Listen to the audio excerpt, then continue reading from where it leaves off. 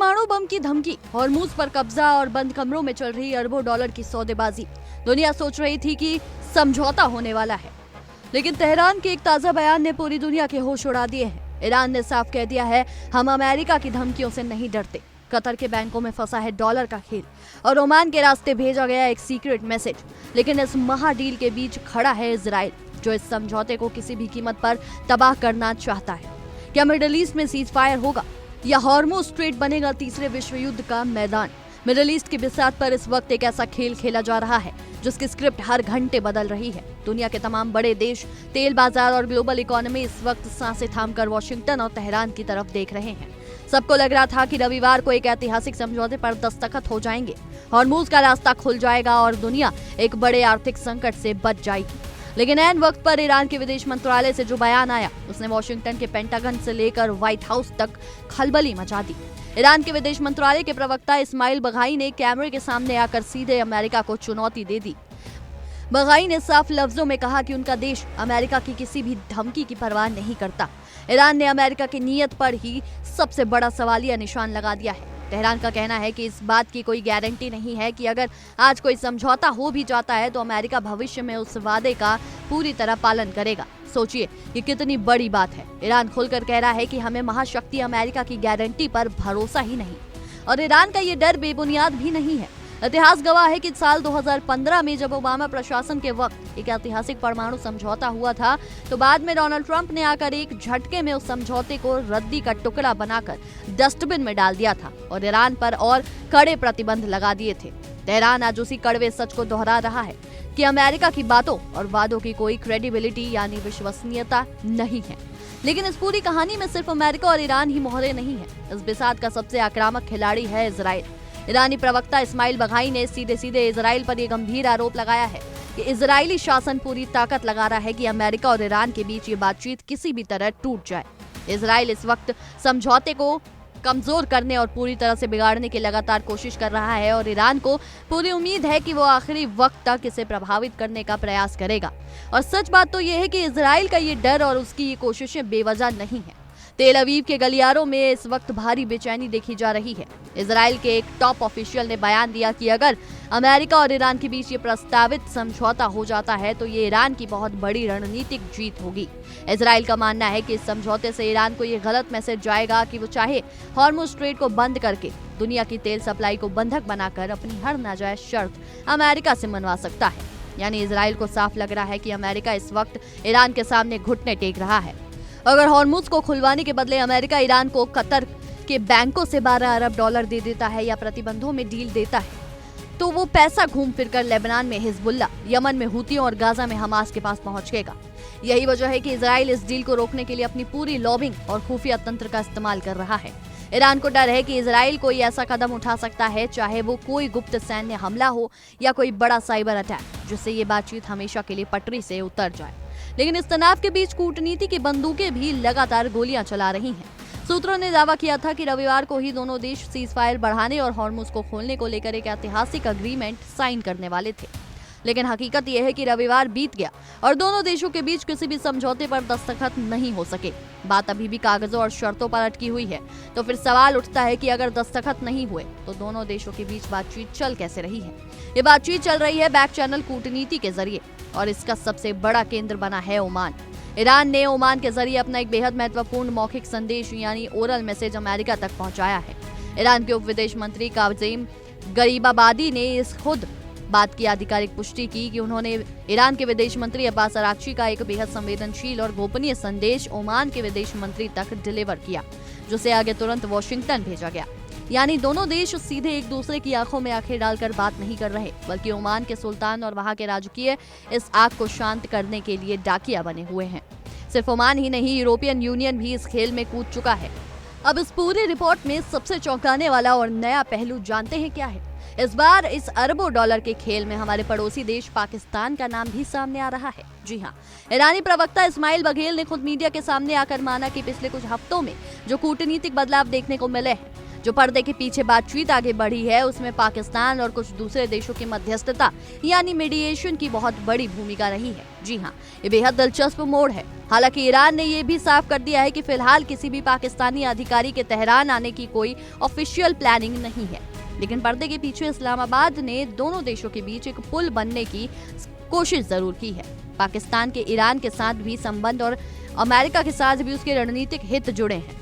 लेकिन बड़ा सवाल ये उठता है कि क्या कुछ देश लगातार जो युद्ध और टकराव की बात कर रहे हैं उसका असर अमेरिकी अधिकारियों पर भी पड़ सकता है?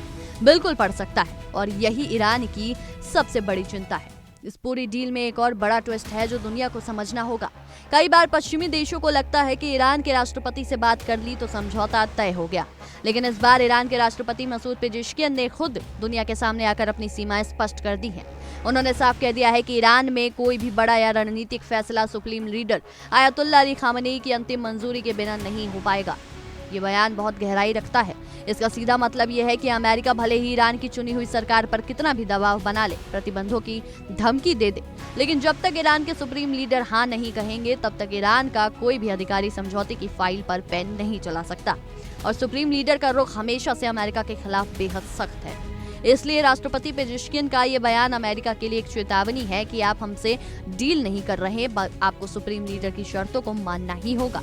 चलिए अब आते हैं उस असली आर्थिक मुद्दे पर जिसके लिए ये पूरी जंग लड़ी जा रही है। जैसे कि हमने पहले भी चर्चा की थी कि ये लड़ाई यूरेनियम से ज्यादा अब डॉलर की हो चुकी है। कतर के बैंकों में ईरान का जो 12 अरब डॉलर फंसा हुआ है, ईरान अब उस पर किसी भी तरह की अमेरिकी बंदिश मानने को तैयार नहीं है।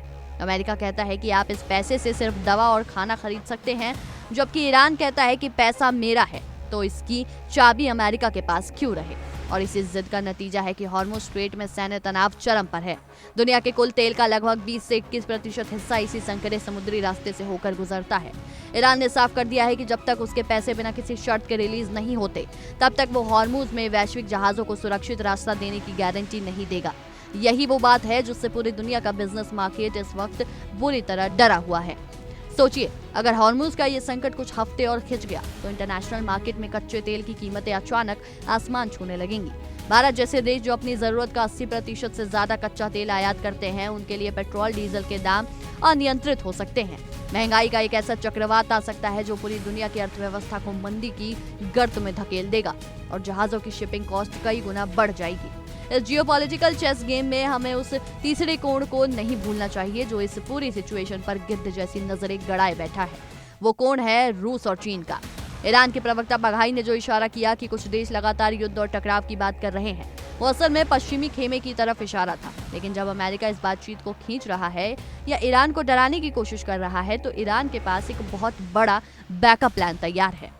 अगर अमेरिका ने ईरान के पैसे नहीं लौटाए और प्रतिबंध नहीं हटाए तो ईरान पूरी तरह से बीजिंग और मॉस्को के पाले में जाकर बैठ जाएगा। चीन पहले से ही ईरान से भारी मात्रा में रियायती दरों पर तेल खरीद रहा है और रूस उसे आधुनिक सुखोई लड़ाकू विमान और एयर डिफेंस सिस्टम सप्लाई कर रहा है।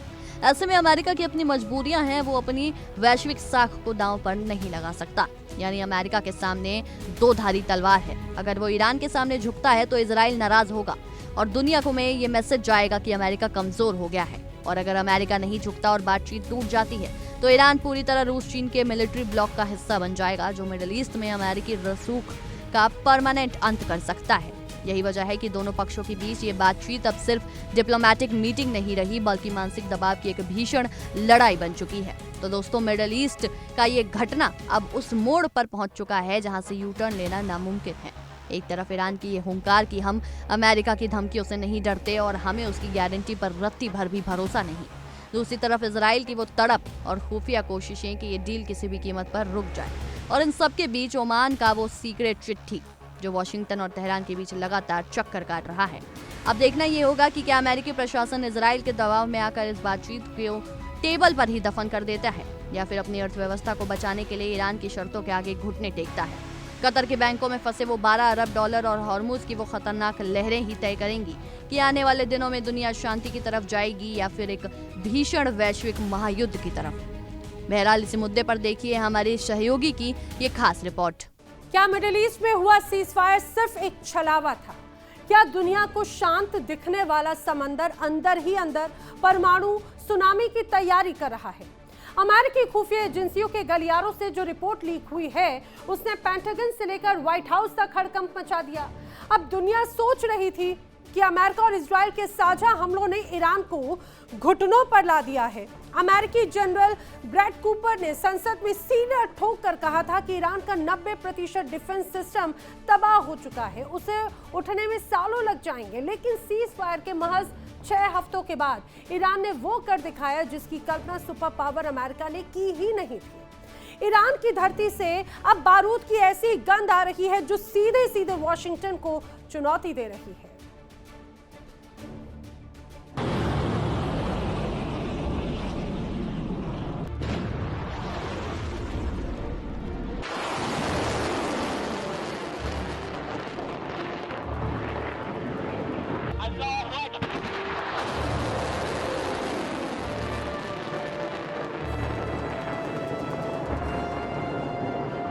जिस ईरान को मरा हुआ समझकर अमेरिका जश्न मना रहा था, वो ईरान सीज़फायर के सन्नाटे में अपनी मौत की मशीनों को धार दे रहा था।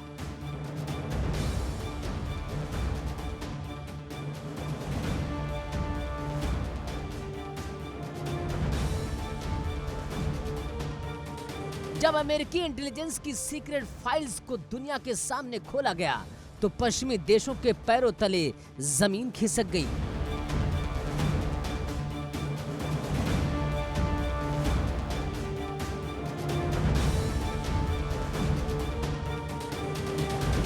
पेंटागन की टाइमलाइन को धता बताते हुए इस्लामिक रिवॉल्यूशनरी गार्ड कॉर्प्स यानी कि IRGC ने महज 1.5 महीने में अपनी पूरी डिफेंस इंडस्ट्री को दोबारा जिंदा कर लिया।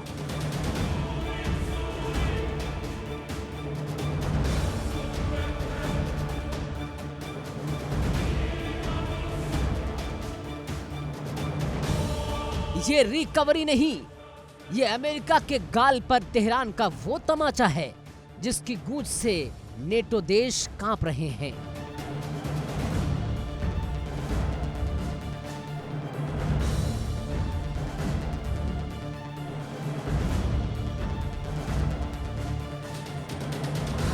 अमेरिकी अधिकारी अब दबी जबान में मान रहे हैं कि ईरान सालों में नहीं बल्कि चंद हफ्तों में अमेरिका और इजराइल के लिए सबसे बड़ा काल बनने जा रहा है। ईरान ने अपनी टूटी हुई असेंबली लाइंस को न सिर्फ जोड़ा है बल्कि उन्हें ऐसी आधुनिक तकनीक से लैस कर दिया है कि अब वहां पहले से 2 गुनी रफ्तार से हथियारों का प्रोडक्शन हो रहा है।